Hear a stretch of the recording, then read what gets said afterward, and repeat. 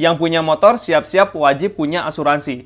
Dan kira-kira per tahunnya itu harus bayar berapa ya? Saya Randy dari Aku Frugal. Di sini saya akan membahas tentang gaya hidup frugal atau sederhana dan juga literasi keuangan yang nggak diajarin di sekolah. Jangan lupa follow dulu. Ini ya, pemerintah berencana mewajibkan semua kendaraan bermotor harus memiliki asuransi third party liability. Ini berdasarkan Undang-Undang P2SK nomor 4 tahun 2023. Jadi semua kendaraan bermotor wajib punya asuransi. Dan kalau ini diberlakukan, maka kita tiap tahun itu bukan cuma bayar pajak kendaraan bermotor, tapi kita juga harus bayar premi asuransi setiap tahun. Kalau yang kondisi sekarang ini, asuransi itu sifatnya sukarela ya. Kalaupun ada yang wajib, itu tuh kendaraan yang masih cicilan ya. Jadi belinya lewat lembaga keuangan, termasuk juga motor yang second. Dan karena aturan ini, semuanya itu jadi wajib ya, udah nggak ada lagi yang sukarela. Buat yang belum tahu, asuransi itu kayak gimana sih? Jadi kita akan membayar sejumlah uang tertentu, disebut dengan premi per tahun ya.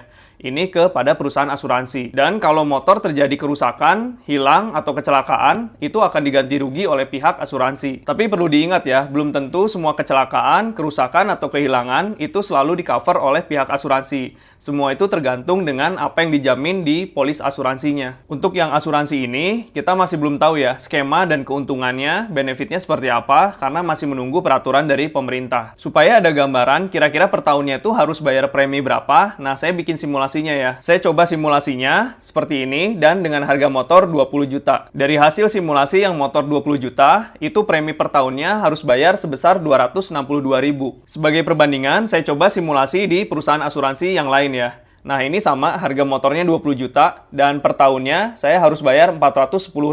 Tapi disclaimer ya, ini perhitungannya cuma simulasi aja dan tergantung dari perusahaan asuransi dan perhitungan lainnya juga. Buat kalian yang motornya pakai asuransi, share di komen ya, premi per tahunnya itu bayar berapa. Terkait dengan aturan ini, banyak yang mempertanyakan kenapa harus bayar asuransi wajib lagi.